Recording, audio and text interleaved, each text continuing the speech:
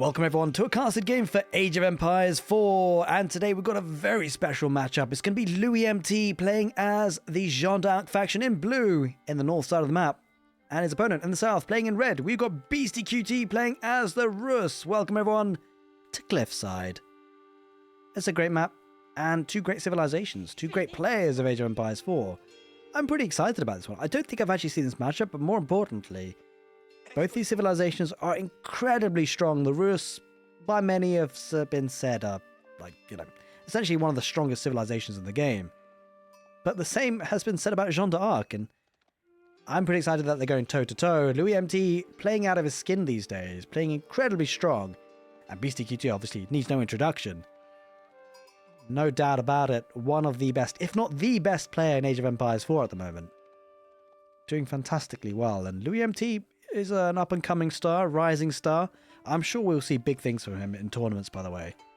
Can't wait for it. And so, of course, in a skirmish match like this, a ladder match, I believe, they'll be going toe-to-toe, and two great civilizations going up against each other. That's what kind of excites me the most. Like, bear in mind, those civilizations do have a lot of cavalry options. Obviously, the French Royal Knight, and you've got the regular knight for the Rus. And it's going to be interesting because the Rus do love to go for that second town center with the protection of the Kremlin. But louemt with Jeanne D'Arc and the French Royal Knights have got lots of mobility, could do some damage. But again, the Rus could go for knights themselves. But it kind of, you know, when I think about matchups, I think about who kind of dictates the tempo, who dictates the strategy, which civilization wants to say, look, I'm going to do my thing. You have to try and stop me. I mean, when it comes to Jeanne D'Arc and the Rus, you can make an argument for either civilization staking that claim, although, Beasty couldn't run out of food underneath the town centre. That's not ideal. And I think, obviously, the tempo aggression from the Jeanne D'Arc faction is incredibly strong, with Jeanne in particular, and also the French Royal Knights. And, I mean, how aggressive does Jeanne want to be, though? Because, like, punishing the Rus is incredibly tough. They get two town centres very, very quickly. They get eco upgrades very quickly. He's already getting wheelbarrow, by the way, afforded by the bounty. Of which is getting wolves, of course.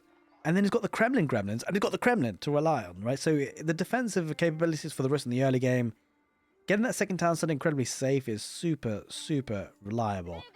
Could potentially get a town center here. It's kind of exposed. We don't necessarily see players go too expansive with their town centers these days, so maybe something a little bit closer to home, maybe something a bit closer to gold, although gold is a bit of an issue. Like, he's got gold forward, which is not really what he wants. He's going to protect it pretty much with the Kremlin, though. Yeah, this is a nice spot for the Kremlin. He recognizes the gold is an issue, and this could be a nice spot for a second town center, to be fair. Close to the primary, protects the gold. Nice gathering spot. I mean, you do sometimes want to go for the deer camp, but I'll be interested to see how Beasty decides to play that. Is he going to be expansive with it? Or is he going to play it close to home?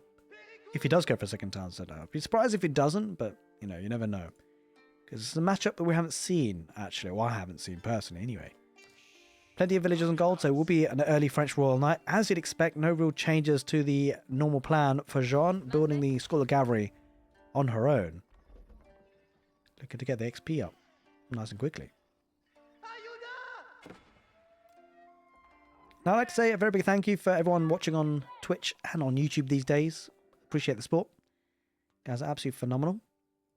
I'm excited to cast a lot more Age of Empires. I had to take a bit of a break. I was a bit sick for a while, and back better now, thankfully. And then Stormgate came out. Well, not came out, but yeah, we could make content on it, so I was doing that for a little bit. But now we're back full swing in Age of Empires 4. And I'm pretty surprised. I'm pretty happy I caught this one, because I don't know how it's going to end, but what I do know is that no matter how it ends, it's going to be a banger of a game.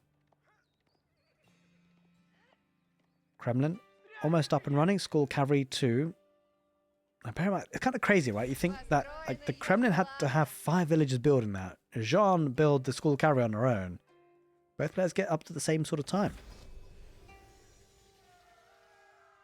Knight queued up. Now the question is, what value can Louis get with that knight? There's not a lot, is there?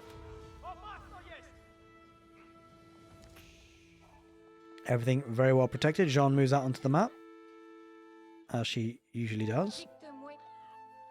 It's actually going to be a stable opening. He wants a couple of knights himself, Beasty. Looking to fight fire with fire. Interesting enough, it doesn't look like any sort of inkling towards the second town centre for Beasty, I gotta say, so kind of interesting way he's playing this.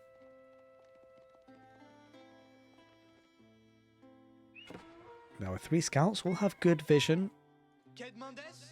Oh, speaking of scout, Jeanne's scout gotta get out of there. Looks like Jeanne might be opting for a second town centre. It is actually in the case, and we do often see that, we have often seen that with the French.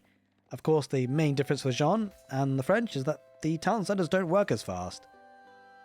Just regular town centres for Jeanne, I'm afraid. The French town centre does work a lot faster, so they can really scale the economy. This is kind of interesting. Beasty opting for the 1 town centre play, and it's actually Jeanne opting for the 2 town centres. Here comes an early night. Now bear in mind, with double broadaxe already in play, wheelbarrow already in play, the wood economy boosted by the Kremlin. It means that the economy definitely better for the Rus. But with the second town centre on the field soon for the Jeanne D'Arc faction, that might change because raw villager numbers will start to scale and just out-eco their enemy. But it'll take some time. For the short term, there's no doubt about it. The Rus have a stronger economy.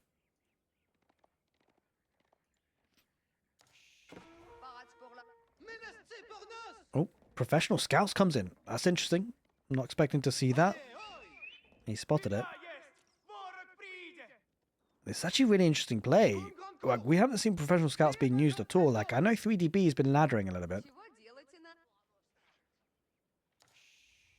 And he's been opting for professional scouts only builds, and he's been making it work on occasions. It looks like louemt, I mean, maybe he's been paying attention, maybe he's just figured it out on his own. Maybe he wants to do this on his own. Either way, it's interesting to see. Because he does have Jeanne on the map. Now, I'm curious to say, like, I don't think necessarily that knight actually came out. I wonder... No, there is. I was about to say, I thought he cancelled it. It just took some time to get out. It is there now. Just accompanying Jeanne. And there's that second town centre on gold and berries. In a nice condensed spot. Now, it is a back gold, but when you're thinking about knights on the field, even for the Rus, you always have to be conscious of your gold position. Speaking of gold position, if the knight can get care of that scout, scout backs away. The knight and Jeanne will beat knight and scout. So scouts might come out and take that deer carcass back. A lot of food there, by the way. Each deer carcass has 350 food. Like, it's a big deal. Especially when you have to play very condensed economies where, you know, there's lots of mobility. The pocket economies for both players can be very risky to take, by the way. Always bear that in mind. Looking to wall up louemt, but we'll lose that villager. And he's stealing this deer camp as well. This is huge. Like, it makes a lot of sense. Like, if you can't reliably go out to the deer camps, might as well bring him home to you. Oh, he's going to try and take the boar here, Beasty. On the opposite side of the map, that's actually pretty risky. Like, this is a situation where Beasty has to commit to defend this. There's a lot of villagers, right? He can't afford to leave this unguarded. It attracts a lot of the military there, and it allows now louemt to safely take his economy, most likely. Because he could always cycle around with the knights. So Beasty has to play this carefully. Like, he has to find a balance between putting some aggression on and also protecting this area. Again, trying to keep the scouts up. 1 or 2, you know, everyone that sneaks past is a big deal. Does have a wooden fortress to protect the villagers, though, so can be a bit expansive with the military units. Gonna go for a castle age behind this with their high trade house. No real surprises about the landmark choice. And to be fair, no real surprise about the strategy, right? Because if you're up against 2 town centers, you've got to do something. You got to either match it yourself with a stronger economy or tech up to get that tech advantage. I'm actually kind of surprised to see this match pan out this way, because the Rus do have a stronger economy in many ways, so 2 town centers matching like for like in that regard. Well, actually wouldn't be like for like, because the Rus just have a stronger economy. Do you get consecration though for Jeanne? So we'll be making the food cost a lot cheaper. Reducing it by 25%, which is a big deal when you consider a knight has a large food cost to start off with. Moving it down to 105 food and 100 gold.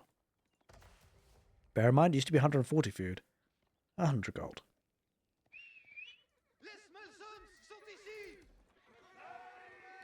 Villagers garrisoning inside the gold. Inside the town centre, rather. The gold villagers. It's late for me. It's like, what time is it, guys? Holy moly, it's 1 AM. But I definitely wanted to capture this game. Nice charge in. He should be okay here, Louis. He'll hold on. And bear in mind, can always heal up with the Jeanne D'Arc ability. Divine Restoration. I mean, I think Beasty's just waiting for the upgrades, right? He wants to get to the Castle Age and then work from there. Gets Iron Undermesh coming in and does queue up the upgrade to the Knight as soon as he gets there. But yeah, overall in this game, the way it's turned out is Jeanne is doing her thing. She's getting a second town center, scaling that economy. It's going to be up to Beasty now to do critical damage, right? He has to make this tech up count for something. He's got to do damage. louemt just needs to defend for the next maybe 10-15 minutes, and that'll be putting him in a really good spot because 10-15 minutes of this where he's got 2 town centers versus 1, the economy's going to be looking great, and he will be having a much stronger economy, which translates into military, and then things will swing in a pendulum. Beasty, though, still has time, but time is not on his side. He's looking to get a couple of relics. Warrior Monk's going to be popping out. Looking to take advantage of that tech up and map control, by the way. He should start to develop a decent amount of map control with the premium Knight units. Adding in a couple of Spearmen, which is a nice touch here for Louis. Now, of course, they are still feudal age Spearmen, but they will do some work to Garrison's town centres, and he's going to dive this. I mean, he can take a lot of damage here, louemt, if he's not careful. Knight's trying to get us around on the villagers. Does he have textiles? He doesn't quite just yet. Knights, though, for louemt will trade okay-ish, but they are still feudal age units against Castle Age units. As I say that, Castle Age about to come out. Scouts. No, he doesn't want to engage, right? Because Jeanne is just too powerful. The Spearmen engage numbers-wise. louemt just has more. It's going to be the Guild Hall. I like that decision, by the way, because there's always a temptation to go for the Royal Institute, but I think it's a very short-term look in this game. Considering it has a stronger economy, I mean, sure, the cheaper upgrades and a couple of upgrades a little bit earlier would be helpful, but he's got military numbers, and so he should be fine on that regard. So as long as he gets the research, he doesn't necessarily need that landmark, and the Guild Hall just offers a lot more in the long term. Spearman about to brace, but he backs away. Horse Archers added into the mix for Rus, giving that mobility, but also finds a bit of a counter to those Spearmen. There's the Castle Age for Jeanne. Behind this, though, only 1 relic in the grasp for the Rus. Means that the Jeanne D'Arc faction might still look to try and challenge those relics. But the big concern for louemt is without the map control at all, really. It's going to be dependent on a hard farming transition soon. It's going to need food, and those Knights targeting the wood villages, mostly because it's kind of the only thing you can target. But bear in mind, targeting the wood really hurts louemt's economy because he needs wood for that inevitable farming transition soon. Like, okay, I mean, to be fair, the Deer Carcasses has held him it's held him in the game for so long without farming transition. But it will need to come in soon. Now, bear in mind, one other factor to consider is, of course, the Rus will eventually need a farming transition themselves, eventually. But when they need to do it, they will have a strong wood economy already with the second lumber upgrade. Don't forget, the Kremlin are hard at work as well, boosting up by a good 20% more wood coming in each trip, each journey. There's not enough garrisonable spots, by the way, only 7 in the secondary town centre, so those villagers have to be really careful. Boyar's Fortitude will mean that the Knights for the Rus will just be straight up better at this stage of the game. Wallow on the right side. I mean, the Warrior Monk will be not getting that Knight, I'm afraid. Not for now. louemt was paying attention, of course. I mean, that's the fight that louemt will be happy to take if he takes it. If he spots it. Warrior Monk will go down. Knights there for Beasty, just pushing away, poking and prodding, Spearman chasing. Jeanne protected by the group of Spearmen, although Crossbowman now for Beasty, looking to counter the Knight numbers. Another Wallow, just to distract more than anything. I've got to say, though, with the crossbows coming out for Beasty, it looks like he's feeling the pressure, needing to be a bit more defensive with those units back at home to make sure he's not raided too much. And here comes... Oh, there's so many villagers having to move away. A couple more deer carcasses coming in, which will help. But that food transition, farming transition is going to be coming in, or needed soon. The Guildhall is on food, so that will help him when he wants to ticket it in, but he won't want to do that for now, at least.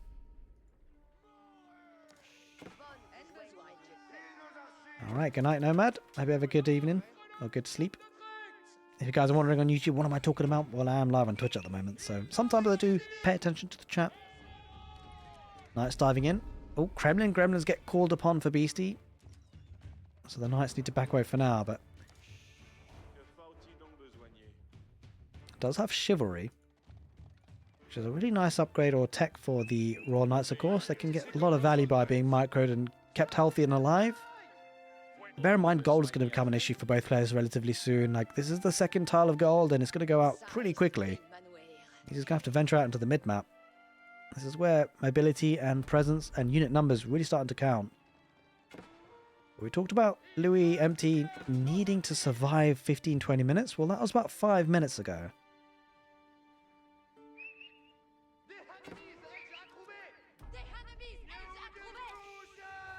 Knights looking to dive in. Only 7 villagers garrison inside. Spearmen, though, they could try and poke and prod, and if they get close enough. Kremlin Gremlins still chasing. On the west side, not much happening. Scouts being chased by 2 horsemen. Oh, wait. 1 horseman, scout getting 2 scouts.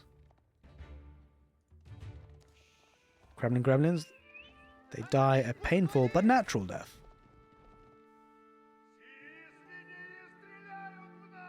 And there is that farming transition. Look how many villages he needs on wood. And this is actually a phase of the game where louemt is very vulnerable. He doesn't have much unit production capabilities, and I wonder whether Beasty will jump on that if he recognizes it. He will probably see the farms there if he gets close enough. Villages on the east. Ooh, Beasty might need to garrison inside. Looks like he will now in the village fortress. Or not village fortress, just the wooden fortress rather. Right side, Knights diving in. Farming transition coming in now for the Rus as well. And yeah, both players needing that hard transition.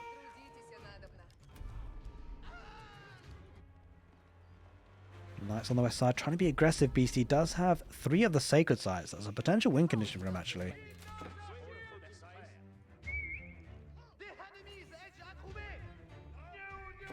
Possibly could take that fight, but doesn't want to take anything unnecessary with the Kremlin Gremlins. He's going to take it anyway. The north. Oh, massive snare of those knights with the spearmen. You always run the risk of that. And when it does happen, the spearman gets so much value. Here come the crossbow. I think Beasty recognizes his window of attacking is slowly fading. His village is exposed. If louemt spots that, it could be dating. No, he's not going to spot it in time, I don't think. Going to go on the right side of the wood line. This could be an area where both players look to attack each other actually quite significantly. He's pushing on forward. Villagers do garrison inside the wooden fortress for now. Sacred Site victory timer activated for Beasty.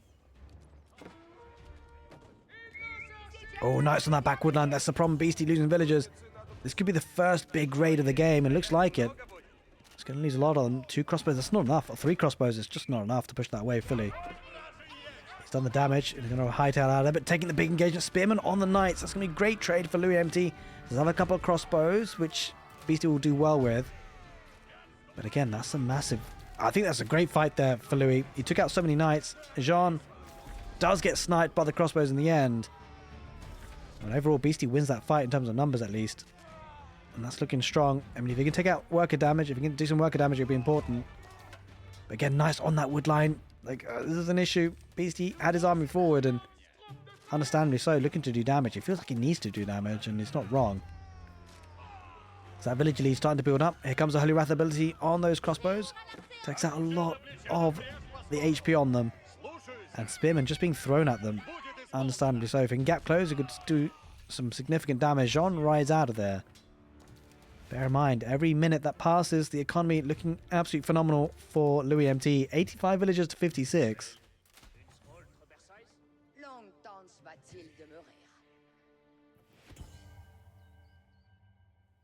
East side Sacred Site being decapped after that fight. I love that attention to detail, right? So louemt recognizes that Beasty, well, obviously they had a big fight there, so military numbers going to be scarce on the field for Beasty. So now's the time to try and decap the Sacred Site. That's exactly what he does. Oh, this is always a worrying sight, by the way. If the Rus are starting to wall up, I mean, that's not a good sight because he needs to be aggressive. Considering the fact he's behind the economy, but he's playing bit more defensive with the walls, and maybe consider getting multiple town centers now. It does have a second town center himself, actually. I'm not sure when he got that. Either way, he's got it now. It might have been a while, actually, getting that second town center. But of course, he's still behind the villagers, and without a third town center, of course, he won't be able to catch up.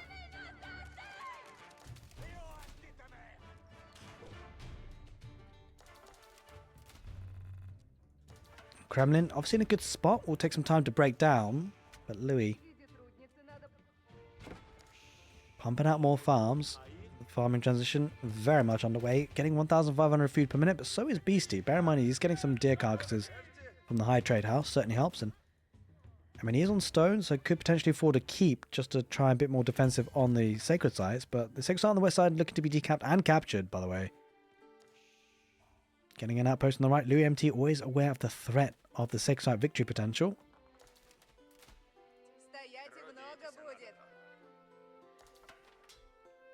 Question is, where does he put a keep? Maybe in the middle of the map. We'll have to see exactly what Beastie has in mind.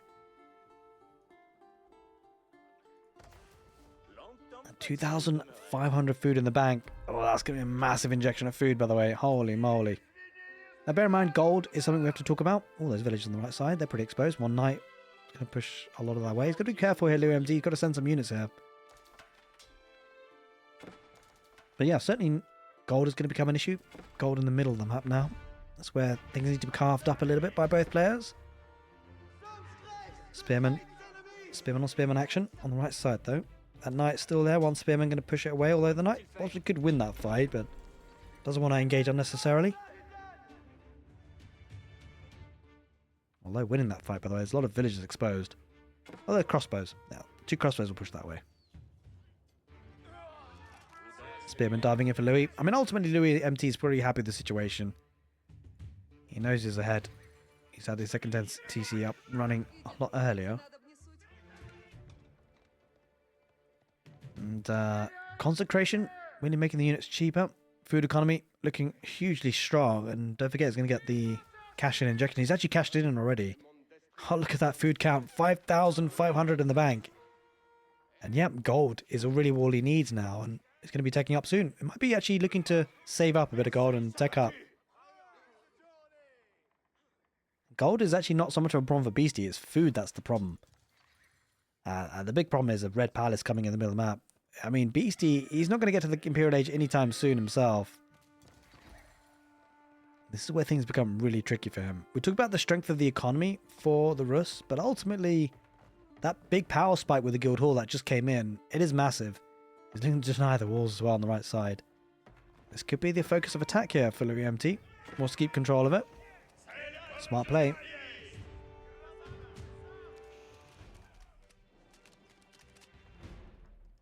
The Red Palace will give him access to the Imperial Age tech-ups, of course.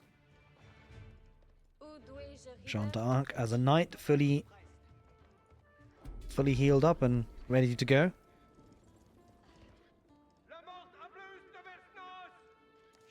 Now Beastie maybe posturing towards an Imperial Age himself. Plenty of food in the bank and climbing. But look at that food bank. When louemt gets there, he might even sell some food, actually, to be fair, for the gold to tech up and get the eco up. Well, not the... Yeah, the eco upgrades, but also the military upgrades, of course, he might want to get. There is that Imperial Age and Red Palace. It's going to be hard for Beastie to break down anytime soon. Contesting the sacred sites now, looking to break through with a couple of veteran horsemen. On the right side, looking to break down the walls that did go up in the end, but he'll make short work of that with the melee units he has. Crossbows and arbaletier behind.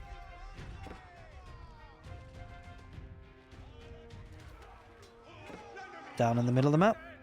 Yep, he's pressuring, going to break through soon. We'll have the Kremlin to break through afterwards, but he'll make good progress. Making a progress on the west side. What's going on here? Trying to deny that, getting an outpost. Beastie will secure that up, but what he won't secure is the right side. Divine Restoration comes out for Jeanne D'Arc's units. Heals right on up. Warrior Monk goes down pretty quickly. He's losing this right side, losing the middle, diving in, and there's going to be a lot of eco damage. Beastie's economy going to be in Talis. Loses the mangonel pretty cheaply, by the way. All things considered. Going to try and rush up a keep to try and keep the economy safe. The food, the farms need to be kept safe, but look at this on the right side. I'm not sure this keep goes up. This is going to be dicey.